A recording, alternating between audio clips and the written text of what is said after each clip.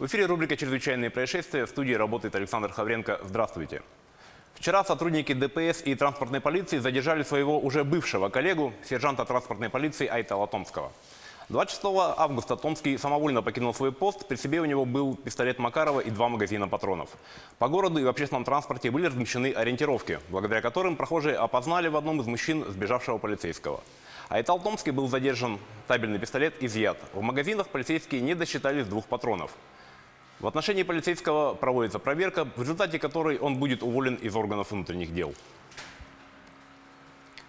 Падение из окна является одной из основных причин детского травматизма и смертности. Дети очень уязвимы перед раскрытыми окнами из-за естественной любознательности.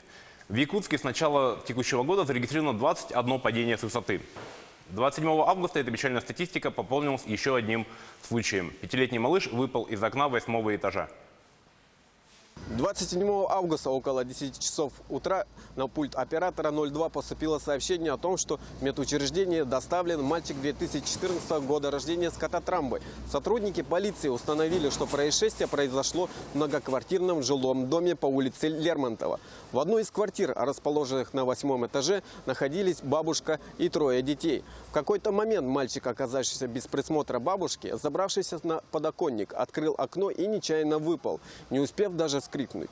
В настоящий момент ребенок находится в реанимационном отделении. Ему диагностированы травмы различной степени тяжести. Полиция проводит проверку и устанавливает все обстоятельства происшедшего. В поселке Удачный нетрезвый, ранее неоднократно судимый мужчина украл мобильный телефон стоимостью 60 тысяч рублей. Мужчина зашел в магазин строительных товаров и приметил на подоконнике смартфон, который принадлежал продавщице. Улучив момент, мужчина положил телефон в карман и покинул место преступления.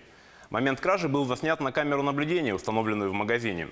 Пострадавший обратилась в полицию, подозреваемый задержан. Похищенное у него изъято. Возбуждено уголовное дело по статье «Кража». А в Вилюйском районе иномарка столкнулась с большегрузом. Ночью 29 августа на федеральной трассе Вилюй автомобиль Toyota Spacio столкнулся с грузовым автомобилем КАМАЗ, перевозившим сваи. Водитель автомобиля Toyota, 33-летняя женщина, не выдержала безопасную дистанцию и врезалась в прицеп грузовика. Прибывшая бригада скорой помощи госпитализировала автоледи и пассажира мужчины 52 лет с множественными ушибами головы, грудной клетки, спины и различными переломами в хирургическое отделение больницы города Вилюйск. Женщина имеет водительский стаж с 2016 года, ранее за нарушение ДТП к административной ответственности не привлекалась. Водитель КАМАЗа прошел проверку на алкотестере. Результат анализа показал, что водитель трезв. По факту ДТП проводится проверка. Следственный комитет России по Орловской области начал проверку после того, как в социальных сетях появилось видео, снятое в одном из домов-интернатов для инвалидов. На кадрах видно, что мужчина лежит на полу в коридоре и ежится от холода. Никто из сотрудников дома-интерната не поспешил к нему на помощь. Проверку под личный контроль взял глава Следственного управления Следственного комитета России по Орловской области Анатолий Щуров. Подробности смотрите далее.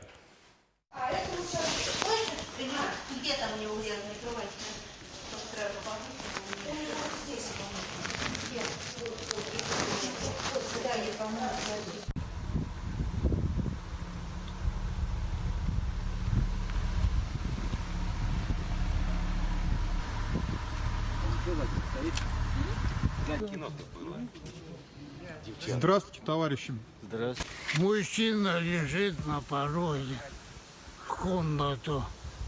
Бедный, что он замерз, ежится, дергается. В это время люди бегают, там белье перетряхивают. Смотрите, что получается.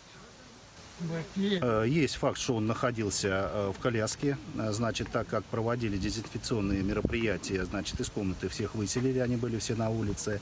Вот, он, этот проживающий, находился в коляске. Вот, когда их начали заселять в комнату, он с коляски сполз, и вот в этот момент засняли наши здесь проживающие и выложили потом в соцсеть вот этого человека на полу.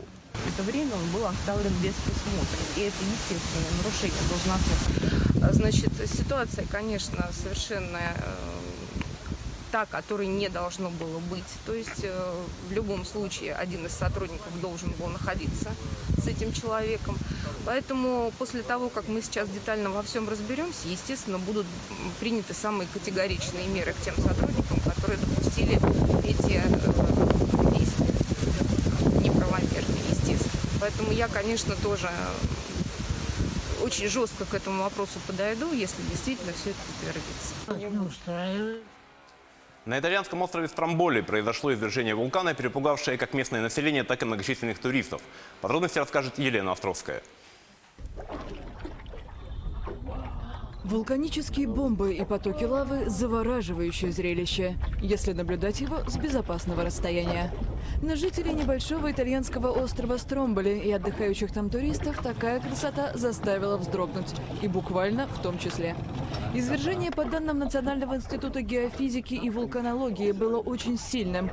Хотя сообщений о серьезных разрушениях или пострадавших не поступало, многие перепугались не на шутку.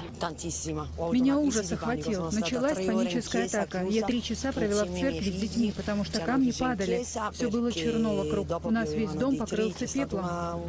Выброс вулканических бомб привел к возникновению нескольких пожаров на склонах горы. На борьбу с огнем была направлена авиация. 900-метровый Стромболи – популярное место для туристических прогулок. Отдыхающие поднимаются на вершину и заглядывают в кратер, невзирая на то, что вулкан считается одним из самых активных на планете. В июле он выбросил раскаленную магму, убив одного человека и покрыв курорты пеплом. На этом наш выпуск подошел к концу. За развитием событий следите в следующих выпусках новостей. Всего доброго и будьте осторожны.